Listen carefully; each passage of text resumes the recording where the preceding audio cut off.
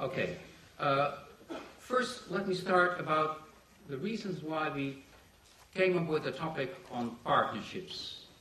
Basically, partnerships are one of those challenges that firms, governments, non-governmental organizations face when talking about basically anything that relates to sustainability.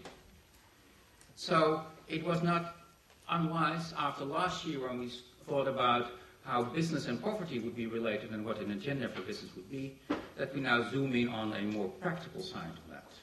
So just to give you some latest results of the research we have been doing, also with our students at the Master of Business and Society Management, or Global Business and Stakeholder Management, as we would call it. We checked for the largest firms in the Netherlands how many partnerships on average they have, and on what topics. And you can see from this slide that most of the large public companies in the Netherlands have approximately 2.5 partnership with an NGO in ecological areas. In human rights it's a bit less, but in development, for instance, it is still 2.4. That means every big corporation has at least 2 partnerships with an NGO, which is strange because in the past they were considered to be the enemy, or NGOs considered firms to be the enemy, or something like that. In any case, we are really entering into a new era. And just to give you an impression on the development NGOs and the firms that have the biggest number of partnerships, these are some of the names that you might recognize that have at least 7 to 10 partnerships with NGOs. Just dedicated at development, at fair trade, at logistics related to human rights in developing countries, etc., etc. So we think it is a nice occasion not only to talk about these firms, but talk about firms and development in general, but on the basis of the theme of partnerships. Today we want to address at least 3 questions. There will be many more, by the way, because all the speech givers have been asked to just do what I think is appropriate for today.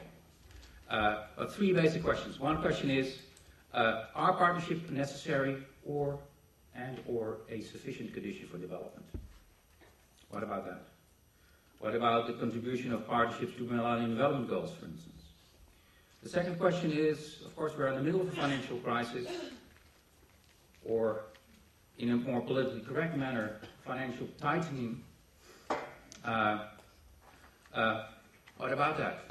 Does it mean the end for CSR, corporate social responsibility, or not? And I'm sure that most of the speech givers will tell you it's the other way around. This is the time that we really will do something about sustainability. Thirdly, what would be the priorities for business schools and for their research agenda? This is, of course, is one of those themes that we are particularly interested in. In order to deal with that, we have compiled a program that we're proud of. First of all, we have a number of short introductions of a number of the directly involved players in this organization of the lecture. First, we have the Dean of the Faculty of Business, that's George Yip. And of course he will also explain what the whole idea of this faculty is, but also how partnerships come into play there. Secondly, Marilou van Golstein-Brouwers, who is one of the sponsors of the lecture today, Triodos-Bank, and you might have heard it the last couple of weeks. Every second advertisement on the news is about Triodos-Bank, because they will tell you that they are doing well. Thank you. Why is that? Of course, that was the question also I wanted to ask to them. Thirdly, Koen de Ruiter, who is the director of the Max Havelaar Foundation, one of the co-organizers of this lecture. These are relatively short introductory speeches, but I'm looking forward to them already. Then we have the keynote speech, and we're very proud to introduce also Norina Hertz. After the first 3 introductions, I will introduce every new speech giver with a little bit longer introduction. So I will praise them and tell you how fabulous they are, and hopefully on the basis of that, they will be more inspired even to give you a lecture. We have always, with the Max Havelaar lecture, and now the second time, so I can say this is becoming a tradition, after the academic keynote speech, we have 3 types of responses. One from the government, or a representative of the governmental perspective. In this case, that is Stella Ronan-Grubacic. Sorry for the spelling error, Stella.